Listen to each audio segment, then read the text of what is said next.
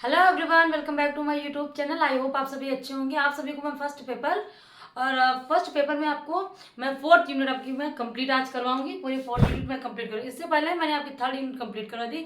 जो लोग कमेंट कर रहे थे मैम आपकी फर्स्ट यूनिट कंप्लीट है, तो आप प्लेलिस्ट बनी हुई है, आप उसमें जाके पूरी वीडियो पूरा अपना फर्स्ट यूनिट कंप्लीट कर सकते हैं। तो चलिए लेट नहीं करते, सेशन को स्टार्ट करते अपने सेशन को। तो आज मैंने सेशन को कुछ नया टाइप में मैं नए टाइप में ये वीडियो लेके आई हूँ, क्योंकि मैं आपको पहले ये बता दूं कि क्वेश्चन किस टाइप से आपके पूछे जाते हैं। क्योंकि आप ऐसा करते हैं कि आपने डाला टॉपिक संप्रेषण कम्युनिकेशन, आपने गूगल पे सर्च करके पढ़ लिया, कि यूट्यूब पे सर्च करके पढ़ लिया, आपने पढ़ तो लिया, बट आपको ये नहीं पता है कि नेट और जेआरएफ में कैसे क्वेश्चन पुटअप किए थे, कैसे क्वेश्चन अभी तक पूछे गए हैं। तो इसी वजह से मैं आपसे बोलती थी प्रीवियस ईयर आप देख लीजिए, कर लीजिए, उसके बाद से आप अपना पढ़ना स्टार्ट करिए। क्योंकि पढ़ना तो काफ़ी ईजी है, लेकिन हमको वो लेवल देखना है कि किस लेवल से आपका क्वेश्चन पूछा जाता है नेट और जेआरएफ में। तो स्टार्ट करते, ये देखिए क्वेश्चन है आपका, ये 2022 का आपका क्वेश्चन है। मैंने 2022 का हाल ही कर लिया, क्योंकि इससे पहले जो भी आप प्रैक्टिस सेट जो भी सेशन आप करिएगा तो 2016 से करिएगा, क्योंकि इससे पहले का पैटर्न आपका काफ़ी चेंज था। 2016 से लेकर 2022 तक, अब तो जून का भी आ गया होगा, जून का भी आप देख सकते हैं, लेटेस्ट वाला जरूर देख लीजिएगा।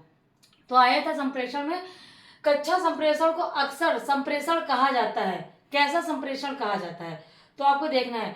क्वेश्चन ध्यान से देखिएगा, अच्छे ध्यान से पढ़िएगा क्वेश्चन क्या पूछ रहा है। कक्षा संप्रेषण को अक्सर डैश डैश करके आपको इसमें रिक्त स्थान है, खाली स्थान है, आपको इसमें भरना हुआ है। संप्रेषण कहा जाता है। पहला ऑप्शन से अप्रत्यक्ष, दूसरा ऑप्शन से आपका असशक्त, थर्ड है आपका संसक्त, और फोर्थ है आपका निराकार। तो आप इसका राइट आंसर करिए। राइट आंसर इसमें कौन सा होगा? अब आपको मैं इसी वीडियो में इसी क्वेश्चन में आपको एक ट्रिक बता दूंगी। अगर आपका ऐसा क्वेश्चन आता है तो आप कैसे करेंगे। अप्रत्यक्ष है, देखिए ये देखिए अप्रत्यक्ष, आ जिसमें लग जाता है तो उसका फॉर्म ही निगेटिव फॉर्म में चला जाता है। आपको ये पता है अप्रत्यक्ष जो हमको दिखता नहीं है, असंस्कार और निराकार, ये तीन का मीनिंग सिर्फ एक ही है। और मीनिंग किसके चेंज हो रही है? सबसे चार ऑप्शन से सबसे अलग और डिफरेंट कौन सा है? सशक्त। तो राइट आंसर कौन सा? बिल्कुल क्वेश्चन समझिएगा, कुछ भी समझ में नहीं आ रहा, ऑप्शन से देखिएगा कौन कैसा मैच कर रहा है। अगर सबसे जो डिफरेंट हो, या तो वही क्वेश्चन का आंसर होगा, या तो उसका जो पॉजिटिव वे में जा रहा है आपका सबसे आंसर वही होगा। ठीक है, तो आपका राइट आंसर ये हो जाता है। अब देखिए सूची 1 और सूची 2 से मिलान करिए। बस ये भी 2022 का ही क्वेश्चन है, शिफ्ट मुझे याद नहीं है। ठीक है, मानव विज्ञान, समाजशास्त्र, मनोविज्ञान, प्रबंधन, और इसी ये चैप्टर का क्वेश्चन है, इसी से पुटअप किया गया था क्वेश्चन। ओके, तो मानव विज्ञान, समाजशास्त्र, मनोविज्ञान, प्रबंधन, इसको मैचिंग कराना है सूची बा से।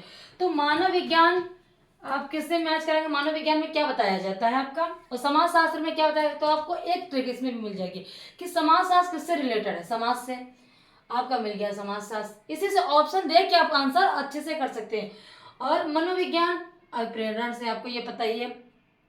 प्रबंधन आपका पद्धति से हो गया, और मानव विज्ञान आपकी संस्कृति से आपका हो गया।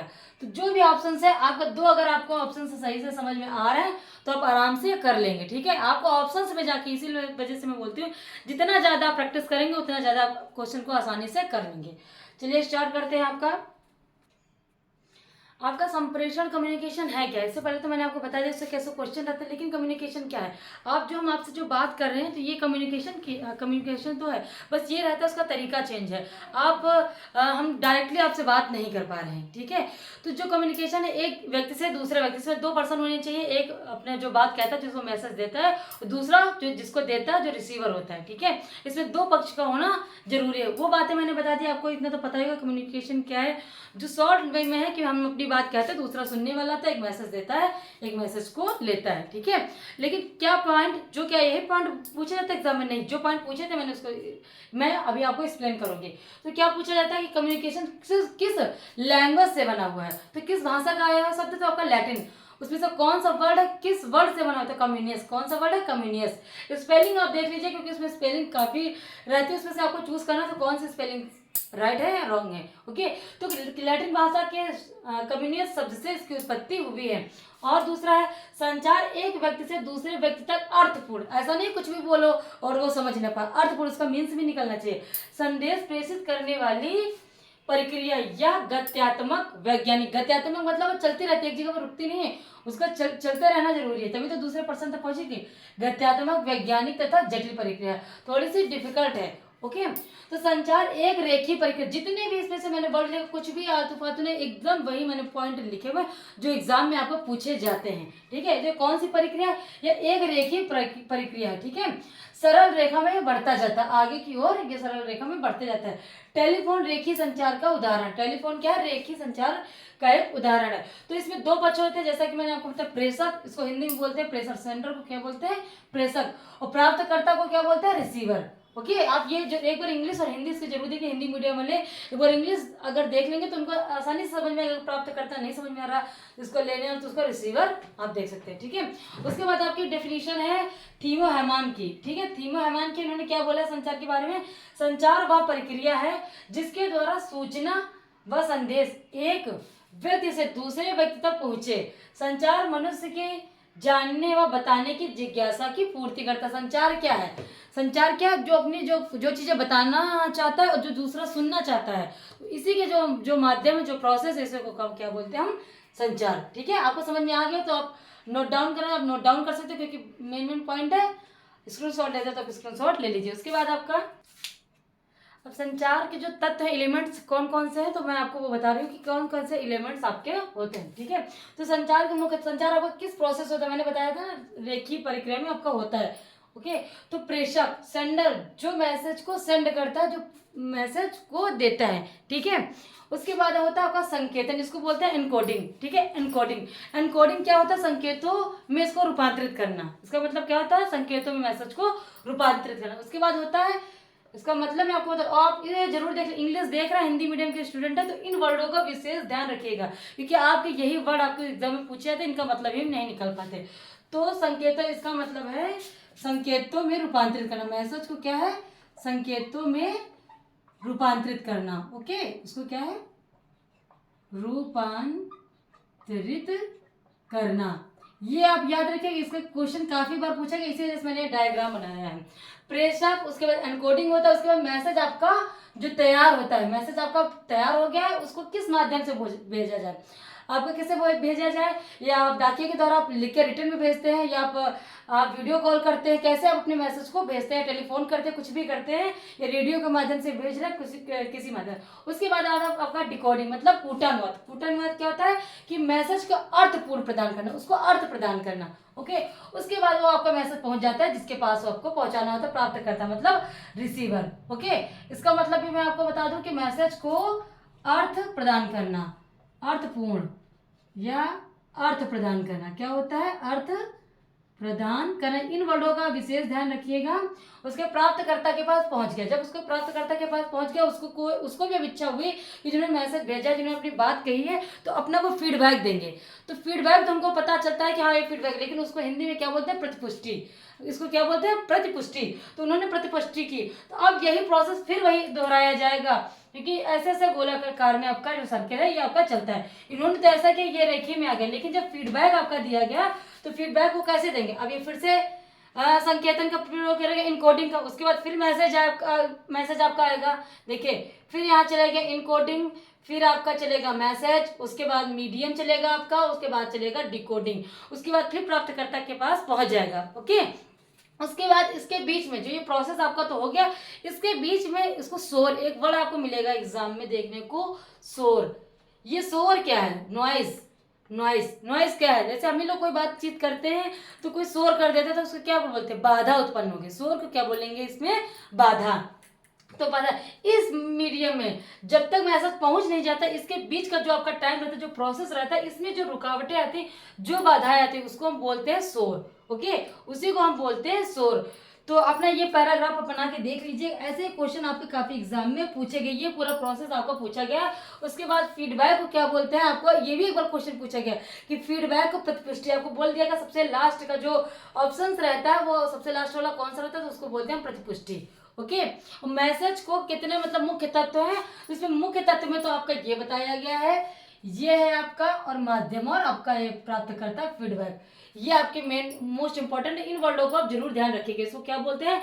डिकोडिंग को क्या बोलते हैं? कूटानुवाद। कूटा अनुवाद बोलते हैं। अब इसको जिसको जिसने पढ़ाई नहीं डिकोडिंग क्या होता है, तो कूटा अनुवाद पूछ दिया तो उसको तो समझे नहीं कूटा अनुवाद क्या है, कूट कूट के अनुवाद करना, हमको तो समझे नहीं। संकेतन क्या होता है, संकेत को तो फिर भी आप अच्छे से पहचान सकते हैं। इसके बाद हम आपको बताएंगे इनकी बाधाएं क्या है। जो शोर है, शोर क्या है, इसकी कौन सी बाधाएं हैं। ओके, आपके संचार में कौन कौन सी बाधाएं आती है, मतलब शोर क्या है, ठीक है, बाधाएं आपकी कौन कौन सी उत्पन्न होती है। संचार अगर मैं बता रही हूँ या संप्रेषण करूँ तो मीन्स उसका एक ही है, कम्युनिकेशन उसको भी कहते हैं, कम्युनिकेशन इसको भी बोलते हैं। आप ये मत समझिए कि हमने संचार बताया और चैप्टर संप्रेषण, तो इस वजह से मैं ये वर्ड यूज कर रही हूँ क्योंकि मीन्स दोनों का मतलब वही होता है। ओके, तो जानते हैं क्या उसकी बाधाएं हैं और शोर क्या है, ठीक है। बाधाएं को हम शोर बोलते हैं। तो शोर का मतलब है कि जो भी हमारा संप्रेषण है उसमें जो बाधाएं उत्पन्न करते हैं ये इनके रिसोर्स हैं। समय और दूरी, हमारा संप्रेषण तब अच्छा नहीं हो पाता जब समय हमारे पास कम रहता है। लिमिटेड समय में हमको अपनी बात बोलनी होती है, ठीक है। हमको एक टाइम दीजिए कि इतनी लिमिट टाइम में हमको इतना बात करना है, लेकिन वो बात हमारी पूरी नहीं पा, टाइम ओवर हो गया, टाइम ओवर मेरा।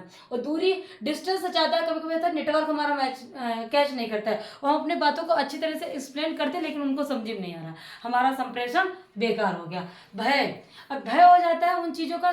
देखिए एक बड़े बड़े अधिकारियों को देखिए, हम उनसे कोई बातें कहते हैं तो क्या होता है, हमको डर लगता है। हमारे पास बातें लेकिन एक्सप्लेन करने के लिए, लेकिन हमको उनसे डर लगता है कि अपनी बातों को कैसे कहें, शायद वो नाराज ना हो, कभी गुस्सा ना कर दें। तो संप्रेषण में एक भय का भी काफी रोल है, ठीक है। लक्ष्यों का भी बात, अब अधिकारी हैं, संगठन लेवल पे मैं बता रही हूँ। अधिकारी, ये क्वेश्चन पूछा गया इसी फॉर्म में पूछा गया कि संगठन है आपका, उसमें अधिकारी है उच्च लेवल के, ठीक है, हाई लेवल के, और दो ग्रुप हैं, उनको अपना बात अधिकारी तक पहुंचाना है, लेकिन दोनों के जो लक्ष्य है वो अलग अलग है और डिवाइड है, और उन्हीं बातों को उनके तक पहुंचाना है। लेकिन अब वो कैसे पहुंचाए, उनको माध्यम मीडियम पता नहीं है, ठीक है। तो उनके लक्ष्यों का विवाद होता है कि कैसे उनके पास हम पहुंचाए। भावनात्मक बात है, अब हमारे पास कोई प्रॉब्लम है, अब उसको लीजिए प्रॉब्लम, हमारे पास जो प्रॉब्लम है वो आपके पास प्रॉब्लम नहीं है, हम उस चीज को आपको बताना चाह रहे हैं, आप समझेंगे तो। हम गरीबी, आप इस मीन से समझिए, हम काफ़ी गरीब हैं और वो अमीर है, हम अपनी गरीबी को, अपनी प्रॉब्लम्स को उनको बता रहे हैं, लेकिन वो चीज़ वो फील नहीं कर पा रहे हैं, ठीक है। ये भावना तो वो चीज़ नहीं फील, क्योंकि उन्होंने कभी ऐसा रियलाइज ही नहीं किया, उनके पर अभी ऐसा कभी पढ़ा ही नहीं, तो उन चीज़ों को फील नहीं पा, हमारा संप्रेषण बेकार हो जाता है, ठीक है।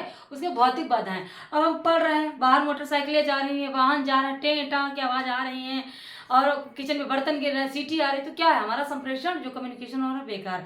हम पढ़ रहे हैं, हमको कुछ याद ही नहीं हो रहा, हम किसी से बातें कर रहे हैं, वो हमको कुछ समझ में नहीं आ रहा। व्यक्तिगत बाधाएं, हमारी फिजिकल प्रॉब्लम क्या आ जाती है, हम कभी बीमार हो जाते हैं, हमारा कम्युनिकेशन बेकार हो जाता है, हम किसी से बात कह रहे हैं वो सुन ही नहीं पा रहा, धीरे धीरे बोल रहे हैं, हमारा कोई भी पर्सनली कोई भी मतलब दिक्कतें हमारे साथ हो सकती हैं, ठीक है। जैसे हमारा होता है हाव भाव, हमारे कोई भी शरीर में कोई दिक्कत आ जाती है, ठीक है, तो ऐसी हमारी प्रॉब्लम्स हो जाती हैं।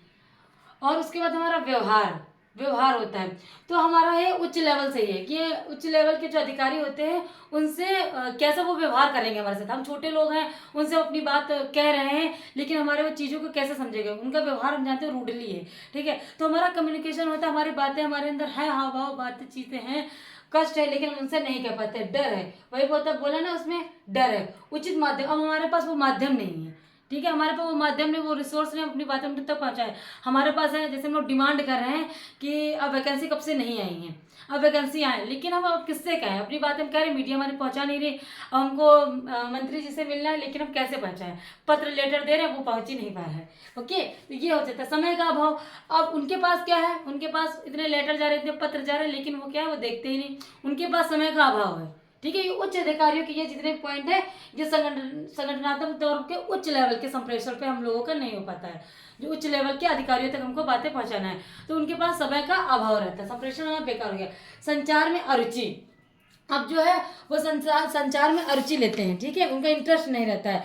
अब हाई लेवल के वो अधिकारी हैं, मैं एक ही आपको पॉइंट से आपको बार बार मैं समझाने की कोशिश कर रही हूँ, वो उच्च लेवल के अधिकारी हैं और उनको इंटरेस्ट नहीं हम लोगों की बातें सुनने में, ठीक है। तो हमारा संप्रेषण बेकार, हम कितना था मत्था पटके, कितना पीटे, कितना चिल्लाए, लेकिन हमारी कोई सुनवाई नहीं, हम तो संप्रेषण करें बस, लेकिन दूसरा तो एकदम निष्क्रिय बैठा हुआ, हमारा संप्रेषण बेकार हो गया।